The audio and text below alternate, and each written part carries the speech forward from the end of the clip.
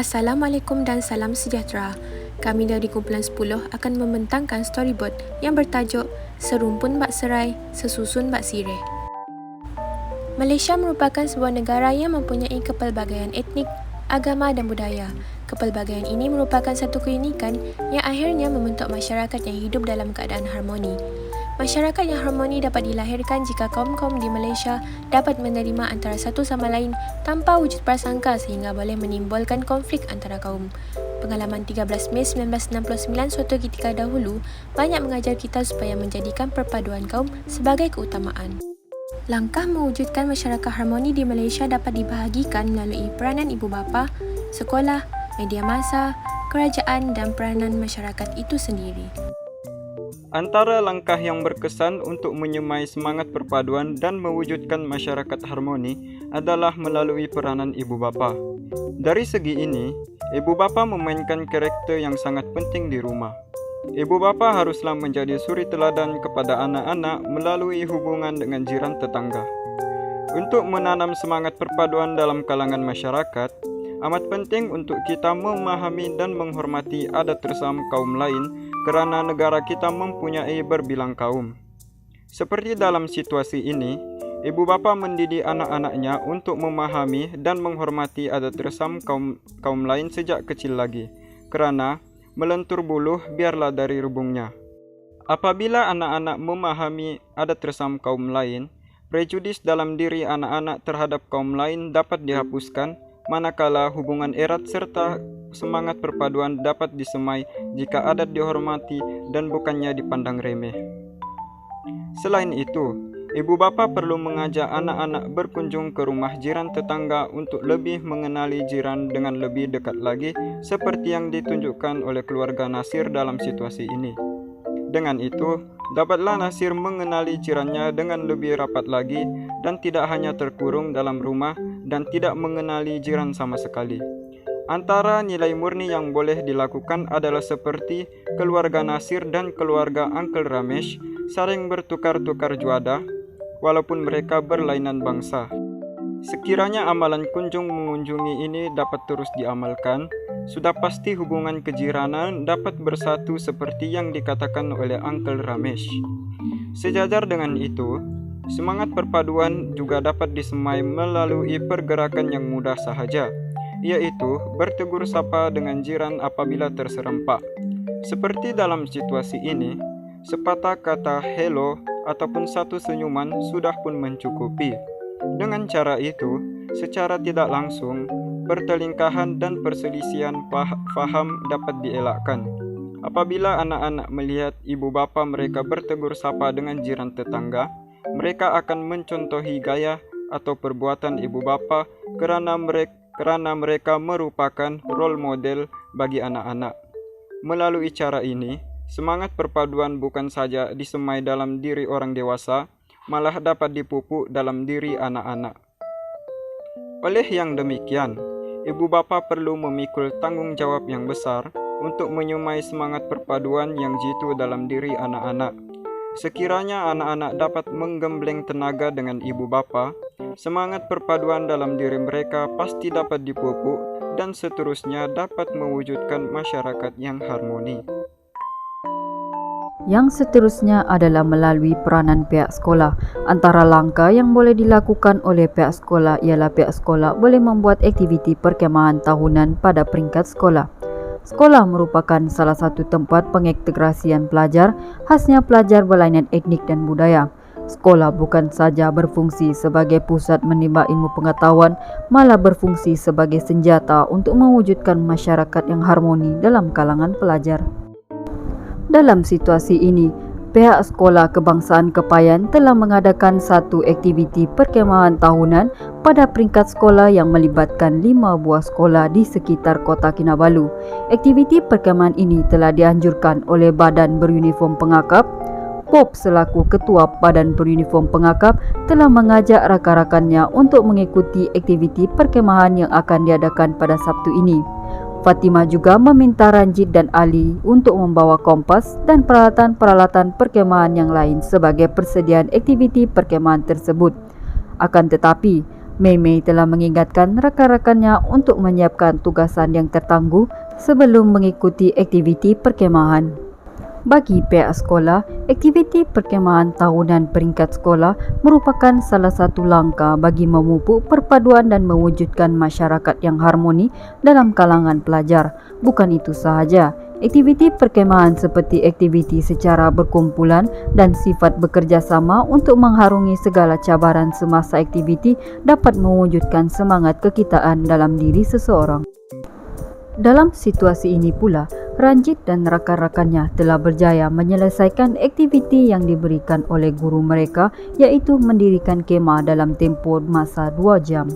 Mereka berjaya menyelesaikan aktiviti tersebut dengan lancar dan jayanya, hasil daripada sikap kerjasama yang ditunjukkan oleh semua rakan-rakannya. Selepas berakhirnya aktiviti mendirikan kemah tersebut, Cikgu Aisyah memanggil Mei Mei dan rakan-rakannya berkumpul untuk melakukan aktiviti seterusnya. Oleh itu, Ranjit mengajak rakan-rakannya untuk bersama-sama melakukan satu barisan dan perlu menonjolkan sikap bekerjasama untuk aktiviti seterusnya. Di sini kita dapat lihat bahawa sikap tolong-menolong dan sikap bekerjasama yang ditonjolkan oleh semua pelajar bagi menyelesaikan sesuatu aktiviti dapat memupuk semangat kekitaan dan perpaduan dalam kalangan pelajar. Melalui aktiviti perkemahan yang dianjurkan ini juga, kita dapat melihat pelajar kaum Cina, India dan Melayu bersama-sama menjayakan aktiviti yang diberikan tanpa merasa perbezaan kaum dan agama mereka. Hal ini dapat mengeratkan lagi hubungan silaturahim dan dapat memupuk keharmonian dalam kalangan masyarakat. Aktiviti seterusnya dalam aktiviti perkemahan ini adalah menyediakan makan malam. Antara pelajar yang ditugaskan untuk menyediakan makan malam ialah Aseng, Ali dan Raju. Selepas sejam, Raju telah berjaya menangkap 3 ekor ikan di tasik yang berhampiran dan meminta untuk Ali memasaknya sebagai lauk makan malam mereka, memandangkan Ali yang bertanggungjawab sebagai tukang masak. Bukan itu sahaja, Ali meminta Aseng untuk mencari lebih banyak kayu api di hutan yang berhampiran kerana kayu api untuk unggun api mereka semakin sedikit. Aseng tanpa sebarang bantahan bersetuju untuk membantu Ali, memandangkan dia juga ingin ke tepi tasik untuk mengambil air bagi mengisi bekalan air minuman mereka. Dapat kita lihat di sini bahawa sikap tolong-menolong dan toleransi dapat ditonjolkan dalam kalangan pelajar tersebut dalam menyediakan juadah makan malam mereka. Sikap seperti ini dapat mewujudkan lagi sikap perpaduan yang tinggi dalam kalangan pelajar tanpa mengira perbezaan kaum dan agama. Yang seterusnya adalah melalui peranan kerajaan. Antara langkah yang boleh dilakukan oleh kerajaan ialah pihak kerajaan boleh membuat sambutan rumah terbuka peringkat perdana di setiap perayaan di Malaysia. Di Malaysia, masyarakatnya mempunyai pelbagai perayaan mengikut agama masing-masing. Sebagai contoh, umat Islam merayakan sambutan Hari Raya Aidilfitri, kaum India merayakan Deepavali, dan kaum Cina merayakan Tahun Baru Cina. Dalam situasi ini, Datuk Yusof Tayub selaku Menteri Perpaduan Malaysia telah merancang untuk mengadakan majlis rumah terbuka bagi semua perayaan yang ada di negara ini. Beliau meminta PA-nya untuk menguruskan perkara tersebut. Bagi pihak kerajaan, sememangnya mengadakan penganjuran rumah terbuka bagi setiap perayaan yang ada di Malaysia sememangnya satu langkah yang sangat baik dalam usaha untuk mewujudkan masyarakat yang harmoni dalam kalangan rakyat Malaysia. Kerajaan juga amat menggalakkan masyarakat untuk sama-sama mengadakan sambutan rumah terbuka bagi setiap perayaan yang mereka sambut. Hal ini kerana kita sebagai rakyat Malaysia dan juga pihak kerajaan akan dapat membentuk ikatan silaturahim dan memperkukuhkan lagi semangat kekitaan dalam kalangan rakyat Malaysia yang berbilang bangsa, agama dan kaum. Dalam situasi ini pula, Sioling dan rakan-rakan beliau iaitu Syaril yang berbangsa Melayu dan Vijay yang berbangsa India bertemu dalam satu rumah terbuka sempena perayaan Tahun Baru Cina yang diadakan oleh pihak kerajaan. Mereka hadir bersama keluarga mereka dan meraihkannya bersama. Di sini kita dapat lihat bahawa semasa perayaan ini kita dapat melihat bahawasanya bukan sahaja kaum Cina yang akan meraihkan perayaan ini, malahan bangsa dan agama lain turut meraihkannya bersama melalui penganjuran rumah terbuka yang dilakukan oleh kerajaan kerajaan ataupun masyarakat Cina itu sendiri. Melalui penganjuran rumah terbuka ini, kita akan lihat kaum Cina, Melayu dan India bersama-sama duduk dalam satu meja menikmati juada yang disediakan tanpa merasakan perbezaan agama dan bangsa yang mereka ada. Hal ini secara tidak langsung akan dapat mengeratkan lagi hubungan silaturahim dan dapat memupuk keharmonian dalam kalangan masyarakat. Apabila tibanya perayaan Aidilfitri, keluarga Syahril pula akan merayakannya dengan meriah. Mereka sekeluarga merancang untuk membuat rumah terbuka dan menjemput saudara mara, rakan taulan dan jiran-jiran mereka untuk merayakannya bersama. Kita dapat lihat di sini bahwa dalam perayaan ini, penganjuran rumah terbuka dalam kalangan rakyat Malaysia amatlah menjadi kebiasaan untuk diadakan, dan hal ini sedikit sebanyak hasil daripada galakan yang dibuat oleh pihak kerajaan. Pihak kerajaan juga seringkali pada setiap tahun akan mengadakan majlis rumah terbuka secara besar-besaran. Seperti yang dirancang oleh keluarga Syahril, mereka telah menganjurkan rumah terbuka dengan menjemput rakan-rakan mereka dari pelbagai lapisan masyarakat untuk hadir ke rumah mereka bagi merayakan Hari Raya Aidilfitri bersama-sama keluarga mereka. Keluarga Ravi datang ke majlis itu dengan membawa buah tangan untuk diberikan kepada keluarga Syahril. Penganjuran majlis rumah terbuka Aidilfitri yang diadakan oleh keluarga ini berjaya menjadi medium untuk merapatkan ukhuwah di antara masyarakat pelbagai kaum. Kita dapat lihat bahwa perayaan Aidilfitri membuktikan keunikan dan kelebihan masyarakat di negara ini yang sentiasa bersatu padu dalam kepelbagaian dan perbezaan, diraihkan bersama dalam perayaan dengan begitu mudah tanpa mengira bangsa dan agama. Melalui situasi dalam gambar ini, kita dapat melihat masyarakat sering bertegur sapa, menjaga adab dan budaya masing-masing, dan bertukar buah tangan dalam sambutan perayaan rumah terbuka Aidilfitri. Sudah tentu, interaksi antara kaum dalam majlis sebegini dapat memperkasakan lagi hubungan dan keharmonian antara kaum di Malaysia. Oleh itu, pihak kerajaan memainkan peranan yang amat penting dalam mewujudkan keharmonian kaum dalam kalangan masyarakat. Namun, masyarakat juga harus bekerja sama dengan kerajaan bagi menjayakan usaha ini. Media massa juga mempunyai peranan yang sangat penting dalam mewujudkan masyarakat harmoni di Malaysia. Media massa merupakan salah satu bentuk kemajuan teknologi informasi dan komunikasi yang berperanan untuk menentukan penyampaian informasi. Media massa memainkan peranan yang amat penting dalam kehidupan seharian kita pada hari ini, sehingga setiap orang tidak mungkin dapat mengasingkan diri daripada pengaruhnya, sama ada melalui media cetak maupun media elektronik. Sebagaimana yang diketahui, media massa merupakan penyebar saluran maklumat yang utama di Malaysia. Kepentingannya sebagai saluran maklumat yang unggul terbukti dengan wujudnya teknologi maklumat. Internet digunakan dengan meluas kerana kebolehannya memberikan maklumat yang cepat dan padat melalui cabang-cabang media massa yang lain seperti televisyen, radio, akhbar, majalah dan sebagainya. Kemajuan teknologi yang menyebabkan media massa semakin popular perlulah dimanfaatkan sepenuhnya oleh semua pihak dengan memberitahu dan memaparkan tentang pentingnya masyarakat harmoni di dalam negara agar boleh dijadikan rujukan dan dicontohi. Situasi ini menunjukkan sepasang suami isteri iaitu Syahril dan Syafika yang sedang melihat TV yang memaparkan aktiviti kemasyarakatan dilakukan di sebuah kampung dan disertai oleh pelbagai kaum. Berdasarkan situasi tersebut, dapat dilihat dalam mewujudkan masyarakat yang harmoni, peranan media massa amatlah penting dalam membantu mengatasi isu ini. Pihak media massa perlulah memaparkan aktiviti-aktiviti kemasyarakatan di televisyen yang menjadi tunggak utama kepada kesatupaduan masyarakat di Malaysia. Pelbagai aktiviti kemasyarakatan yang boleh diperlihatkan pihak media seperti aktiviti gotong royong, majlis rumah terbuka dan sebagainya. Perkara ini jika dilakukan berterusan, sudah pasti akan memberi kesedaran kepada semua pihak, terutamanya masyarakat yang berada dalam negara ini tentang pentingnya dalam bersama-sama mewujudkan masyarakat yang harmoni. Tayangan yang diperlihatkan di kaca televisyen juga sudah pasti akan diikuti dan dicontohi oleh masyarakat lain dalam membentuk sifat kerjasama di kalangan masyarakat, terutamanya di kawasan perumahan, sama ada di bandar maupun di luar bandar. Situasi seterusnya memperlihatkan seorang pelajar universiti bernama Aminah yang sedang membaca artikel-artikel tentang perpaduan kaum di internet, manakala adiknya Ali dan rakan-rakannya, iaitu Siti dan Salwa, sedang menonton animasi yang menunjukkan watak-watak yang berbilang kaum. Berdasarkan perkara ini, dapat dilihat media massa juga memainkan peranan dalam membantu mewujudkan masyarakat harmoni dengan menyampaikan maklumat-maklumat yang berkaitan tentang perpaduan kaum yang terdapat di Malaysia. Penyampaian maklumat yang sebegini sewajarnya diperbanyakkan bagi menambah ilmu pengetahuan masyarakat, terutamanya generasi muda, tentang pentingnya mempertahankan keharmonian masyarakat yang telah lama dipelihara oleh generasi terdahulu.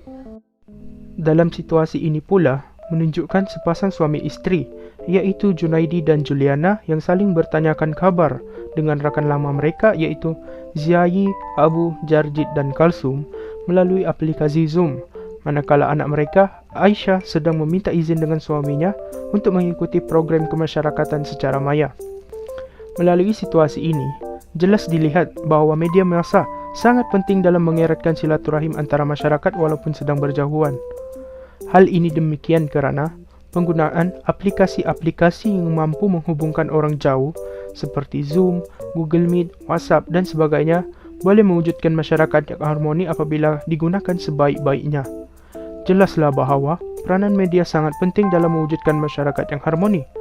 Namun perkara ini akan menjadi sia-sia jika tidak mendapat sambutan daripada masyarakat. Oleh itu, semua pihak perlulah berganding bahu dalam menggunakan platform media massa sebaik-baiknya agar masyarakat harmoni dapat diwujudkan dalam negara ini. Bagi meneruskan kewujudan masyarakat harmoni adalah melalui peranan masyarakat. Peranan masyarakat amat penting dalam konteks hubungan etnik dengan melibatkan pelbagai aktiviti seperti aktiviti gotong royong dan bersukan bagi memastikan perpaduan dan keharmonian hubungan dalam masyarakat akan terus berkekalan. Situasi ini menjelaskan tentang sekumpulan masyarakat pelbagai etnik berkumpul untuk menjalankan aktiviti gotong royong di balai raya. Golongan tua dan muda sama-sama membantu untuk menjayakan aktiviti tersebut. Raina yang memegang watak wanita muda India kelihatan membahagikan tugasan kepada setiap orang. Pembahagian tugasan amat penting supaya kerja tersebut dilakukan dengan mudah dan cekap. Golongan budak-budak yang diwakili oleh Raju dan rakan-rakannya jelas menunjukkan sikap keprihatinan dan keterujaan mereka untuk bersama-sama membantu. Sikap toleransi yang ditunjukkan sepasang adik-beradik juga dapat dilihat apabila mereka memilih untuk melakukan kerja berat dan membantu golongan yang lebih tua. Tidak dinafikan bahawa gotong royong mampu membentuk masyarakat yang kondusif dan harmoni.